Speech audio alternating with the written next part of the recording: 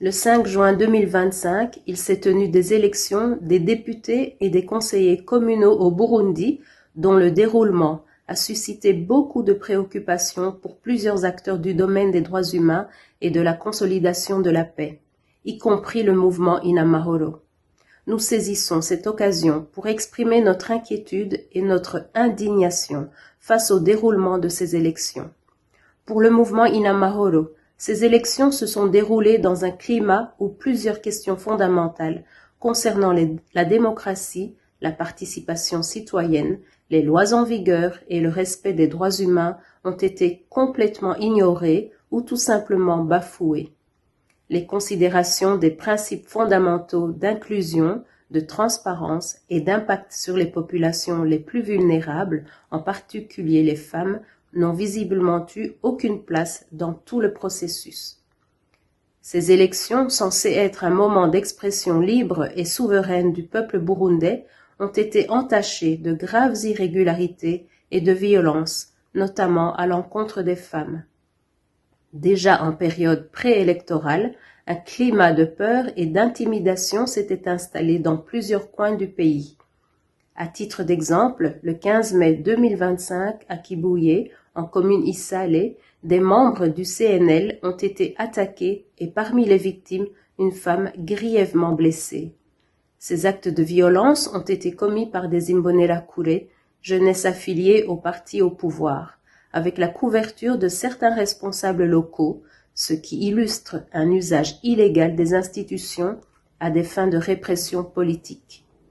Le jour même du scrutin, des observateurs déployés sur le terrain ont constaté de nombreuses irrégularités flagrantes, notamment les suivantes. L'ouverture des bureaux de vote avant l'heure fixée, sans la présence de tous les mandataires, l'accès sélectif des observateurs et mandataires aux bureaux de vote, selon leur appartenance politique, des soupçons de bourrage d'urnes durant la nuit, le manque de neutralité des membres des bureaux de vote, et les violations répétées des droits des électeurs, notamment par l'accompagnement des électeurs dans l'isoloir et l'usage de multiples cartes d'électeurs par une même personne.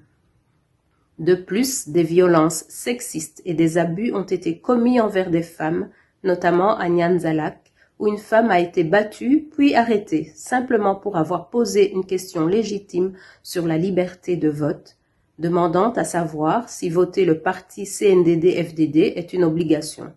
À Bubanza, où Diane Bigirimana a été arrêtée pour avoir dénoncé une tentative de fraude. Une autre femme portant son bébé a été giflée parce qu'elle refusait de se soumettre à des consignes de vote illégales imposées.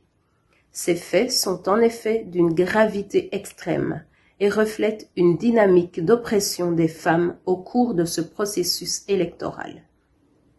Ces agissements constituent une violation de la Constitution de la République du Burundi, notamment en son article 88, qui dispose que l'élection est libre, transparente et régulière, et l'article 89 sur l'élection impartiale.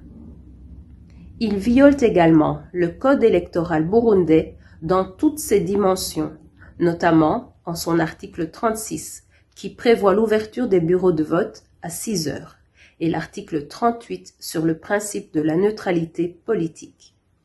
Les dispositions du code électoral, qui prévoient le secret de l'isoloir en son article 39 et la vérification par les mandataires et observateurs que les urnes sont vides avant le scrutin, article 48, ont été également violées.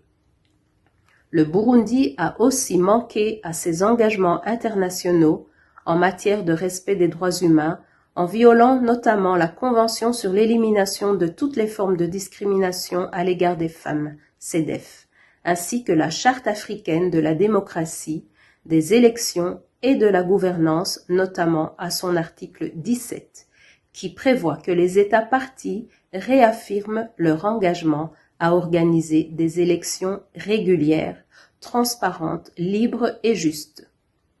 Au vu de ce qui précède, le mouvement Inamahoro, Femmes et Filles pour la paix et la sécurité, dénonce les actes de violence politique et sexiste perpétrés avant et pendant ces élections,